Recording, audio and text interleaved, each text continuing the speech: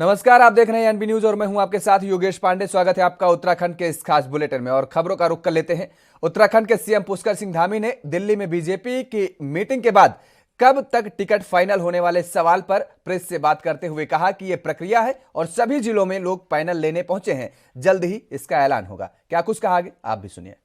जल्दी इसकी प्रक्रिया चल रही है और हमारे यहाँ लोकतांत्रिक प्रक्रिया है। पहले हमने सभी जिलों में पैनल लेने के लिए लोग गए हैं, वो पैनल आ रहे हैं और उसके बाद हमारी प्रदेश समिति की बैठक होगी, प्रदेश चुनाव समिति की, और उसके बाद हमारा केंद्रीय संसदीय बोर्ड बैठेगा। उसमें जो भी प्रत्याशी आएंगे सबकी योग्यता, क्षमता, देश काल परिस्थिति जो उपयुक्त पाया जाएगा उसमें से उनको प्रत्याशी बनाया जाएगा। बाकी सभी लोग उसके साथ लगेंगे। हर वर्ग के लोगों का इसमें। वहीं उत्तराखंड के पूर्व मुख्यमंत्री हरीश रावत ने भारतीय जनता पार्टी सरकार पर कई गंभीर आरोप लगाए हैं। उन्होंने ट्रांसफर और पोस्टिंग को लेकर के करोड़ों के वारे न्यारे का आरोप लगाया है। हरीश रावत ने क्या कुछ कहा वो भी आप सुनिए।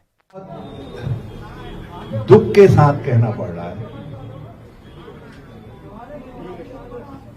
कि उत्तराखंड के अंदर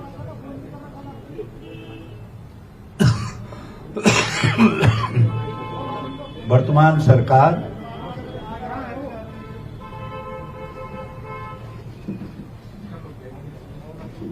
इलेक्शन कमीशन के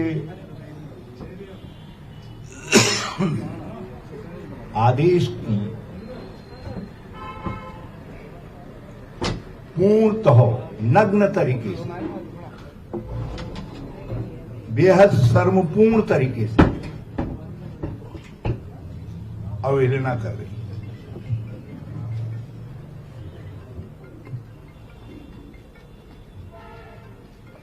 मैंने आपसे शेयर किया था कि किस तरीके से इलेक्शन की घोषणा के बाद, डेट की घोषणा के बाद आबकारी विभाग में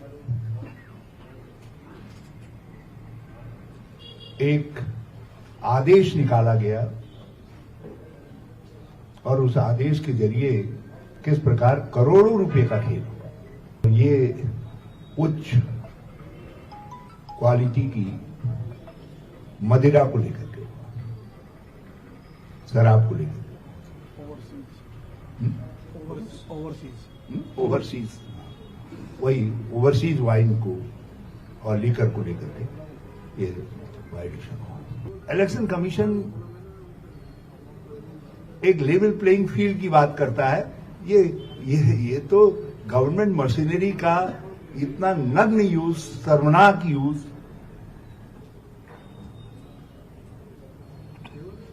ये पूरे इलेक्शन प्रोसेस को वायलेट ही नहीं करता है बल्कि इसको विशियस भी बनाता है, इसको विषैला बनाता है।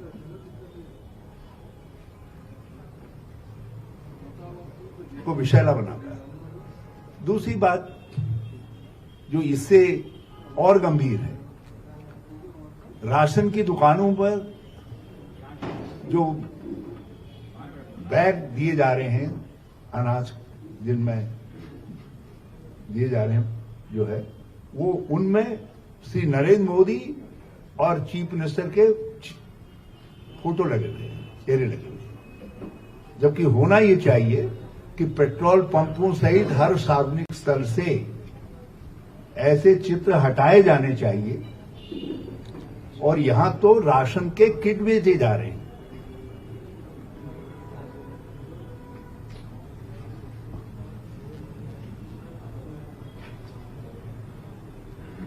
हम जानते हैं कि भाजपा कोई संत प्रवृत्ति की पार्टी नहीं है, मगर इस तरीके से खुलेआम नग्न तरीके से, शर्मनाक तरीके से इलेक्शन प्रोसेस को विशियस बनाना, उसको वायलेट करना, ये उत्तराखंड में के लोकतंत्र के लिए, लोकतांत्रिक प्रोसेस के लिए बड़ा तो उत्तराखंड विधानसभा चुनाव से पहले कांग्रेस की मुश्किलें महिला कांग्रेस ने बढ़ा दी हैं। महिला कांग्रेस ने राज्य में कई सीटों पर दावा किया है और यूपी का 40% टिकट महिलाओं को देने के फार्मूले को राज्य में लागू करने को कहा गया है। उत्तराखंड महिला कांग्रेस ने राष्ट्रीय महासचिव प्रियंका गांधी के लड़की हूं लड़ सकती हूं अभियान को राज्य में भी लागू करने की वकालत की है। हालांकि कांग्रेस नेता यूपी का फार्मूला उत्तराखंड में लागू नहीं करना चाहते हैं। असल में राज्य में कई महिला नेता विधानसभा चुनाव के लिए टिकट मांग रही हैं। वहीं कांग्रेस ने यूपी में महिलाओं के लिए 40% टिकट का ऐलान किया है और उत्तराखंड कांग्रेस की महिला नेता इस फॉर्मूले को राज्य में लागू करने की मांग कर रही हैं। हालांकि कांग्रेस ने 2 दिन पहले ही साफ कर दिया था कि पार्टी एक परिवार एक टिकट का फॉर्मूला राज्य में लागू करेगी और इसके बाद जो नेता अपने बेटा बेटी और रिश्तेदारों के लिए टिकट मांग रहे हैं उनकी मुश्किलें और बढ़ गई हैं। गौरतलब है कि 2017 के विधानसभा चुनाव में महिलाओं को कुल 9% आरक्षण दिया गया था, जिसमें से मात्र 6 महिलाएं ही विधानसभा पहुंच पाई थी और अब इस बार चुनाव में लगभग 20% आरक्षण दिए जाने की बात कही जा रही है। इस खबर के बाद भी हालांकि उत्तराखंड कांग्रेस महिलाओं में खासा उत्साह देखने को मिल रहा है। देखिए, ये तो बहुत ही अच्छा एक कदम है और कांग्रेस ने हमेशा ही देश को रास्ता दिखाया है। उत्तर प्रदेश में आपको पता है कि प्रियंका गांधी जी ने 40% महिलाओं के लिए टिकट की बात कही है, उनको टिकट दिए जाएंगे और उत्तराखंड में भी 40% होगा तो बहुत अच्छा लगेगा, लेकिन कम से कम शुरुआत के लिए 20% ही सही। तो 14 सीटों पे अगर महिलाओं को टिकट मिलता है तो इसका मैं स्वागत करती हूँ और मुझे लगता है कि राज्य में बदलाव जो होने जा रहा है उसमें एक सशक्त बदलाव होगा, क्योंकि मातृशक्ति के बलिदानों से बना हुआ राज्य है और जनता भी चाहेगी कि महिलाओं को प्रतिनिधित्व मिले, तभी महिलाएं सशक्त होंगी। वरना अब तक ऐसा होता आया है कि पुरुष जो हैं वो महिलाओं के लिए भी कानून बनाते हैं। तो जब महिलाएं आगे आएंगी और कानून अपने लिए खुद बनाएंगी तो वो कानून बेहतर होगा। जब परिवार के लिए बनवाएंगी तो वो कानून बेहतर होगा। अपने उधर नेता प्रतिपक्ष प्रीतम सिंह ने कहा है कि कांग्रेस पार्टी द्वारा टिकट को लेकर 2 बार स्क्रीनिंग कमेटी की बैठक भी हो चुकी है और अब सीएससी की बैठक भी होना बाकी है, जिसमें टिकटों को लेकर चर्चा होगी। कांग्रेस पार्टी टिकटों को लेकर देरी नहीं कर रही है। वहीं उन्होंने कहा है कि चक्राता के लोगों का धन्यवाद अदा करता हूं कि उन्होंने कांग्रेस पार्टी पर विश्वास किया है और इसी विश्वास के साथ कांग्रेस पार्टी दोबारा से जनता के बीच जाएगी और मुझे पूर्ण विश्वास है कि 2022 के विधानसभा चुनाव में कांग्रेस पार्टी अपनी जीत का परचम लहराएगी। प्रत्याशी बहुत जल्द घोषणा करेगी। मुझे लगता है कि 1-2 दिनों में हमारा प्रत्याशी हमारे बीच होगा और हम लोगों को जो जिम्मेदारी दी गई थी वो हमने अपनी जिम्मेदारी को पूरी ईमानदारी के साथ कार्यकर्ताओं की भावनाओं का ख्याल रखते हुए हमने करने का काम किया है। अब हाईकमान को डिसीजन लेना है। हाईकमान से भी उम्मीद है कि 1-2 दिन के अंदर में हमारा काशीपुर का प्रत्याशी का घोषणा होने की संभावना है। देखिए, पूरे देश के लोग पूरी तरह से भाजपा के पूरा चाल चरित्र। उत्तराखंड प्रदेश कांग्रेस प्रभारी देवेंद्र यादव कोरोना संक्रमित हो गए हैं। उन्हें संक्रमण के हल्के लक्षण हैं। यादव ने बताया कि बीती रात उन्होंने अपना कोविड टेस्ट करवाया जो पॉजिटिव आया है। उन्होंने यह भी कहा कि मुझे बेहद हल्के लक्षण हैं, कोई अन्य परेशानी नहीं है। उन्होंने कहा कि फिर भी मेरे संपर्क में आए सभी लोगों से निवेदन है कि सभी स्वयं को आइसोलेट कर लें और अपना कोविड टेस्ट जरूर करवाएं। इससे पहले सोमवार को केंद्रीय मंत्री अजय भट्ट कोरोना संक्रमित पाए गए थे और उन्हें भी संक्रमण के हल्के लक्षण हैं। बता दें कि भट्ट ने खुद को घर में आइसोलेट कर लिया है।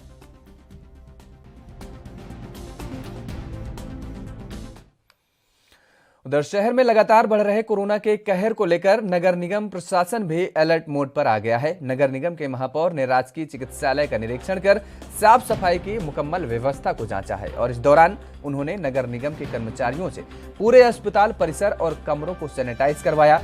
कर्मचारियों को निर्देश दिए कि वह प्रतिदिन सरकारी अस्पताल को सैनिटाइज करना ना भूलें, क्योंकि संक्रमण की दृष्टि से सबसे ज्यादा संवेदनशील अस्पताल ही है। निरीक्षण के दौरान महापौर ने डॉक्टरों से बातचीत कर सुविधाओं के बारे में फीडबैक भी लिया।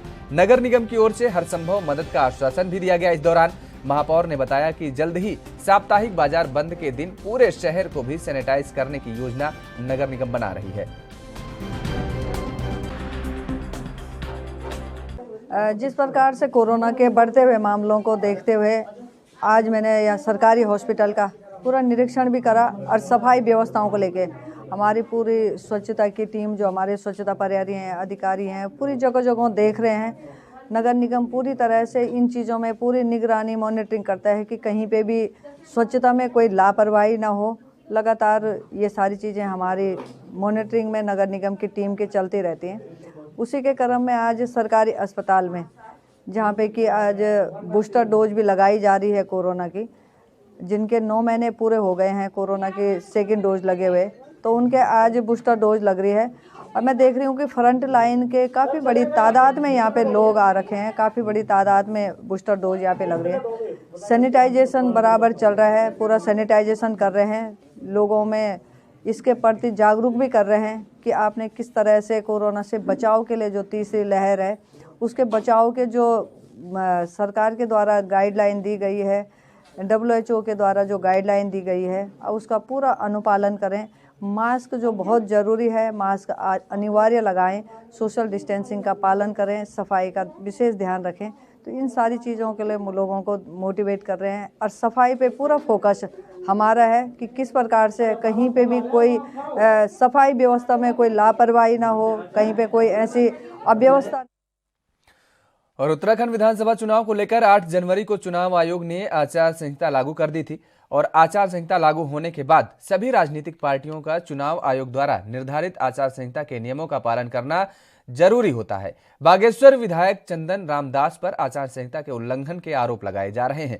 कांग्रेस के प्रदेश महामंत्री बालकृष्ण ने विधायक दास पर आचार संहिता का उल्लंघन करने और कोविड नियमों की अनदेखी का भी आरोप लगाया है। जिला निर्वाचन अधिकारी से शिकायत पर मामले की जांच कर कार्रवाई की मांग की गई है और वहीं विधायक ने आरोपों को निराधार बताया तो एसडीएम हरगिरी ने जांच कर आवश्यक कार्रवाई करने की बात कही है।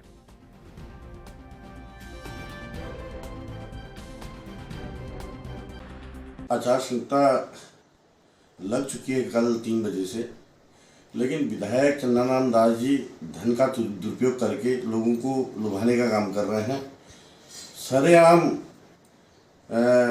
हारमोनियम, तबला, किट बांटा जा रहा है और कोविड के कोई नियमों का पालन नहीं हो रहा है। मेरे को अणा गांव से शिकायत आई, वहाँ से वीडियो भी आई है कि चंदन रामदास जी यहाँ हारमोनियम बांट रहे हैं और किट बांट रहे हैं, लोगों को लुभाने का काम कर रहे हैं, अपने चेतों को जो है इस तरीके से लुभाने का काम कर रहे हैं। ये सरेआम चुनाव आयोग इसे अनदेखी कर रही है। मैंने डीएम साहब को एक शिकायत पत्र दे रखा है और मैंने अभी डीएम साहब को व्हाट्सएप में भी ये वीडियो और लिखित रूप में मैं भेज रहा हूं और मैं सारे मीडिया चैनलों से सभी से कहना चाहता हूं, जो निष्पक्ष के जो चुनाव होने चाहिए इसके लिए हमें आवाज़ उठानी चाहिए। अगर चुनाव आयोग ने इसमें कोई कदम नहीं उठाया, मैं कोर्ट में जाने को बाध्य रहूंगा। धन्यवाद। जय हिंद, जय भारत। बालकृष्ण जी एक सम्मानित प्रतिनिधि हैं, मगर उनकी आगामी विधानसभा चुनावों को लेकर हर पार्टी अपने अपने स्तर पर तैयारियों में जुट गई है। मतदाताओं को रिझाने के लिए हर संभव प्रयास किए जा रहे हैं। वहीं बीजेपी ने अपने संकल्प पत्र यानी घोषणा पत्र के लिए उत्तराखंड के आम जनमानस से सुझाव लेना तय किया है और इसके लिए बीजेपी नेताओं ने पोस्ट कार्ड के जरिए प्रदेश की आवाम से अपने अपने सुझाव मांगे हैं, जिसके बाद बीजेपी इस बार विधानसभा चुनाव में अपना घोषणा पत्र को संकल्प पत्र के नाम से जारी करेगी और इसमें यहां के आम लोगों की राय रखी जाएगी। जनता के सुझाव के लिए बीजेपी ने सभी 13 जनपदों में एलईडी रथ रवाना किए हैं, जो 12 जनवरी से 15 जनवरी तक एकत्रित किए जाएंगे और ये सुझाव पेटी सांसद, विधायक, प्रदेश पदाधिकारी, विधानसभा प्रभारी समेत वरिष्ठ कार्यकर्ताओं को सौंपे जाएंगे। हम एक लोकतांत्रिक प्रक्रिया के तहत हमारा दल चलता है और हमारा विभिन्न स्तरों पर हमारे मंडल हैं, हमारे न्याय पंचायत जिसे शक्ति केंद्र कहते हैं, फिर सभी प्रकार के जो हमारे कार्यकर्ता हैं जिस स्तर पर काम कर रहे हैं, हमने उनसे भी राय जानने का प्रयास किया कि किस क्षेत्र में उनकी पसंद को भी शामिल किया जाए, उनका क्या कहना है, इसलिए उस मामले में राय शुमारी भी हुई है। और उत्तराखंड में चुनावी माहौल के बीच कोरोना संक्रमण तेजी से फैल रहा है। रविवार को प्रदेश में एक दिन में 1413 लोग कोरोना की चपेट में आए हैं, जबकि देहरादून जिले में सबसे अधिक 505 लोग कोरोना संक्रमित मिले हैं और राज्य में संक्रमण की दर 7.79% तक पहुंच गई है। चुनावी साल और कोविड के बढ़ते मामलों को प्रदेश भर में धारा 144 लागू कर दी गई है और जिसके तहत सार्वजनिक स्थानों पर 5 या अधिक व्यक्तियों के एकत्रित होने पर पाबंदी है। वहीं बढ़ते संक्रमण के बीच बाहरी राज्यों से उत्तराखंड आने वाले लोगों को कोरोना टेस्टिंग की जा रही है। राज्य की सभी सीमाओं में टेस्टिंग की जा रही है और इसी के तहत उत्तर प्रदेश और उत्तराखंड की सीमा के बीच आशा रोड़ी चेक पोस्ट में भी बड़ी संख्या में लोगों की टेस्टिंग की जा रही है। बता दें कि रोजाना इस रूट से बड़ी संख्या में लोग उत्तराखंड में प्रवेश करते हैं। कितनी टीमें काम कर रही है और कब तक आप रिपोर्ट देंगे? सर हमारी यहाँ पे टीम है 24 घंटे उपलब्ध है और 24 घंटे में यहाँ पे सुबह जो 8 बजे से स्टाफ आता है वो रात के 8 बजे तक रहता है। जो नाइट में स्टाफ आता है वो 8 बजे से 8 बजे तक रहता है। मिनट के बीच ही रिपोर्ट देते हैं उनकी। लगभग कम से कम 10 मिनट तो उससे रुकना ही पड़ेगा यहाँ पे, क्योंकि इतने तक प्रॉपर सैंपल। तो उधर गदरपुर तहसील परिसर में रिटर्निंग ऑफिसर उदय प्रताप सिंह ने कर्मचारी अधिकारियों की बैठक ली और चुनाव काम में लगे कर्मचारियों और अधिकारियों को वैक्सीन की बूस्टर डोज लगवाई। इस दौरान उदय प्रताप सिंह ने कहा कि गदरपुर 65 विधानसभा क्षेत्र में 13 जोन बनाए गए हैं और इसमें हर तरह की चुनावी तैयारियों के लिए संबंधित कर्मचारी अधिकारियों की बैठक ली गई है और बूस्टर डोज भी लगवाया गया है। उदय प्रताप सिंह ने कहा कि कोई भी मतदाताओं को गलत तरीके से प्रलोभन न दे पाए और इसके लिए विशेष टास्क फोर्स का भी गठन किया गया है और एक सचल दस्ता तैयार कर इन चीजों पर निगाह रखने के लिए विशेष रूप से सब इंस्पेक्टर अशोक कुमार को तैनात किया गया है। इसके साथ ही अन्य विभागों से संबंधित कर्मचारी अधिकारियों को चुनाव ड्यूटी में जिम्मेदारी से काम करने के निर्देश दिए गए हैं। 65 विधानसभा गदरपुर के अंतर्गत 163 जो है हमारे बूथ हैं, जिसमें हमारे 2 जोनल अधिकारी हैं इसमें नामित किए गए और 13 जो है हमारे सेक्टर मजिस्ट्रेट हैं, जिसके माध्यम से हम लोग जो है पूरा निरीक्षण परिवीक्षण करेंगे। इसके अंतर्गत हम लोग अभी तक जो है 80+ की सूची हम लोगों ने कंप्लीट तैयार कर ली है, जो जिला निर्वाचन अधिकारी को भी हमारे द्वारा प्रेषित कर दिया गया है। दिव्यांग की भी सूची प्रेषित की गई है। इसी प्रकार हम लोग अभी FST जो उड़न दस्ता है उसका भी हम लोगों ने गठन कर लिया है। गठन करने के बाद टीमें हम लोगों ने क्षेत्र में उसको भेज दिया है और हमारी वीडियोग्राफी की 3 टीम आ गई है और वो 3 टीम जो है अपना कार्य करना प्रारंभ कर दी है। इसी बीच में उत्तराखंड गवर्नमेंट की तरफ से निर्देश प्राप्त हुए हैं कि जितने भी कार्मिक इसमें लग रहे हैं, काम कर रहे हैं, उनको बूस्टर डोज भी लगवाया जाए, जिसके लिए अभी हमारे प्राथमिक स्वास्थ्य केंद्र CSC से जो है टीम आ चुकी है, वो उनका जो है बूस्टर डोज भी हम लोग लगवा रहे हैं जी। उसके लिए जो उड़न दस्ता बना दिया गया है, जिसमें जो हमारी 9 टीमें हैं, जिसमें वीडियोग्राफर भी हैं। वो टीमें जो है जगह जगह पर जाएंगी जहां भी उनको ऐसी संभावना या ऐसी कोई जानकारी प्राप्त होती है कि यहाँ प्रलोभन दिया जा रहा है या यहाँ। उत्तराखंड के काशीपुर में वरिष्ठ कांग्रेसी नेता आशीष अरोरा बॉबी ने अभी हाल ही में बार एसोसिएशन के अध्यक्ष संजय चौधरी और उनकी नवनियुक्त टीम का फूल मालाओं के साथ गर्मजोशी से स्वागत किया और इसके साथ ही वरिष्ठ कांग्रेसी नेता स्वागत समारोह कार्यक्रम में बार एसोसिएशन की टीम ने आश्वस्त कराया कि वह आने वाले विधानसभा चुनाव में कांग्रेस को जिताने में भरसक प्रयास करेंगे।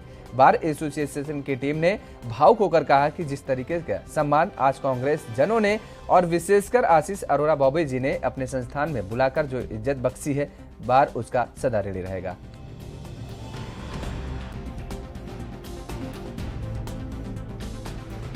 ये हमारे काशीपुर की शान है। बारसुन ऐसी है जो सच का सच दिखाती है, सच्चाई पे आती है। कानून है तो कानून है तो है। तो ये हमारे बारसुन के जो अध्यक्ष बने हैं संजय चौधरी जी, ये प्रदीप चौहान जी हमारे पड़ोसी नहीं भाई भी हैं, मेरे साथ स्कूल भी पढ़े हुए हैं। तो 2 दिन से प्रॉब्लम था, ये बोले भी शपथ की बात करेंगे हम। मैं ठीक है, शपथ हो गई, अब आइए आप स्वागत है। 50 घंटा लगे, इसलिए थोड़ा हल्का प्रोग्राम करा है। यदि नहीं होती तो बड़ा प्रोग्राम करने की हमने, इसलिए हमने अपने प्रोग्राम पे करा है। आगामी विधानसभा चुनाव नजदीक है और हमारे शफीक अंसारी जी, हमारे जो शफीक अंसारी जी जो प्रदेश उपाध्यक्ष बने हैं, उनका भी बहुत बहुत स्वागत है। वो हमारे परिवार के इधर से राकेश बारी जी जो है उन्होंने सम्मानित किया है और अब उनका धन्यवाद। उत्तराखंड में कांग्रेस काशीपुर सीट को जीतने को लेकर सक्रिय हो गई है और इसी के चलते कांग्रेस के प्रदेश प्रभारी देवेंद्र यादव, सह प्रभारी दीपिका पांडे एआईसीसी के निर्देश पर झारखंड पहुंचे और कांग्रेस समन्वयक के रूप में संतोष कुमार सिंह ने जनता के बीच जाकर रायशुमारी की, जिसके बाद संतोष कुमार ने नगर के मजरा रोड स्थित पार्षद नौशाद हुसैन के निवास पर प्रेस से रूबरू होते हुए बताया कि काशीपुर विधानसभा समन्वयक के रूप में उन्हें कांग्रेस ने यहां भेजा है और जहां वह काशीपुर में विधानसभा चुनाव संपन्न कराने तक रुकेंगे।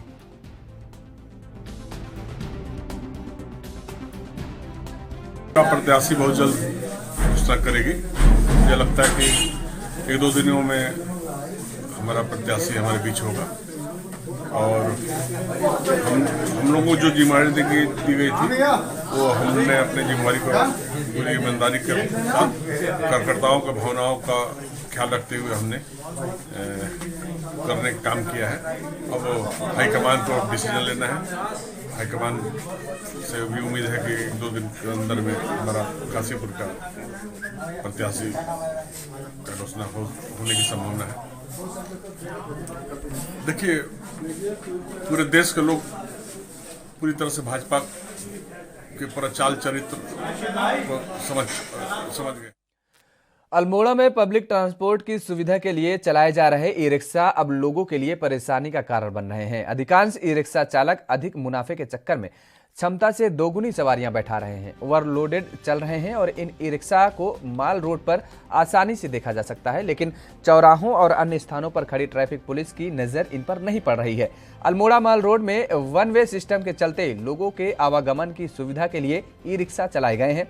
वर्तमान में 8 ई रिक्शा परिवहन विभाग में पंजीकरण है। परिवहन विभाग के मुताबिक प्रत्येक ई रिक्शा के लिए 4+1 यानी 4 सवारी 1 चालक का प्रावधान है, लेकिन अल्मोड़ा में ठीक इसके उलट हो रहा है। कई ई रिक्शा चालक तो ओवरलोडिंग कर हादसे को दावत दे रहे हैं। ई रिक्शा जो संचालित हो रहे हैं उसमें ड्राइवर सहित 5 लोग उसमें बैठ सकते हैं, 4 सवारी 1 ड्राइवर, और इसी के आधार पर इनको जो है परमिशन दी गई है। अभी तक 8 इनको जो है पंजीकृत किए गए हैं। 8 ई रिक्शा टुक जिसे कहते हैं वो संचालित हो रहे हैं अल्मोड़ा शहर में आया है कि अगर कोई ओवरलोडिंग कर रहे हैं तो इसका परीक्षण कराया जाएगा। जो ओवरलोडिंग करेगा या नियम विरुद्ध संचालन करेगा उसके विरुद्ध नियमानुसार परिवर्तन कार्रवाई की जाएगी। ई रिक्शा चलाए गए हैं अल्मोड़ा में जिला प्रशासन और आरटीओ के ओर से, लेकिन हम अक्सर देख रहे हैं इन ई रिक्शाओं को कि ये 4+1 में पास हैं, जबकि ये माल रोड से लेके अभी मॉल तक का इनकी सर्विसेज हैं, लेकिन इनके ड्राइवर इतनी तेज़ी से इतने रॉन्ग साइड और ओवरलोडिंग करते हुए इन ई रिक्शों का संचालन कर रहे हैं, जिससे कि यहाँ पर आए दिन दुर्घटनाएं होती हैं और आए दिन यहाँ पर छोटी रोड होने की वजह से एक ही रोड पे माल रोड पे ही सारा ट्रैफिक है और इन्होंने एक तरफ को ई रिक्शे और स्कूटर खोल दिए हैं, जिससे ई रिक्शे से काफ़ी दुर्घटनाएँ भी हो चुकी हैं।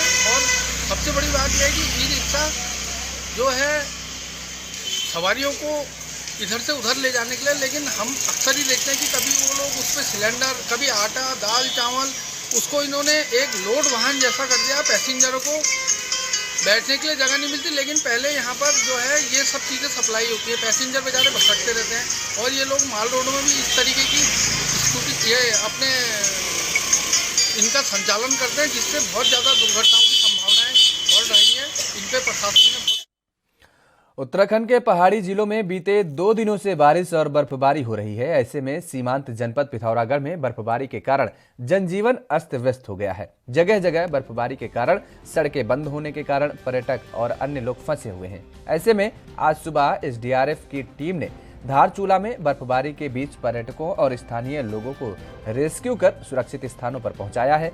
बता दें कि बर्फबारी के कारण जनपद पिथौरागढ़ के धारचूला में कई संपर्क मार्ग बंद होने से पर्यटकों के साथ साथ स्थानीय लोग भी जगह जगह फंसे हुए हैं और इसी क्रम में आज सुबह एसडीआरएफ की टीम ने पर्यटकों और स्थानीय लोगों को रेस्क्यू कर सुरक्षित स्थान पर पहुंचाया। उत्तराखंड के पहाड़ी जिलों में बारिश और बर्फबारी पिछले 3 दिनों से लगातार जारी है और जिससे जनजीवन प्रभावित हो गया है। बर्फबारी के चलते कई सड़कें बंद हैं। ऐसे में उत्तराखंड आने वाले पर्यटक भी रास्तों में फंसे हुए हैं। वहीं बीते दिन टिहरी के धनौल्टी में भी बर्फबारी के चलते फंसे पर्यटकों को भी पुलिस और एसडीआरएफ की टीम ने सुरक्षित रेस्क्यू करके बाहर निकाला था।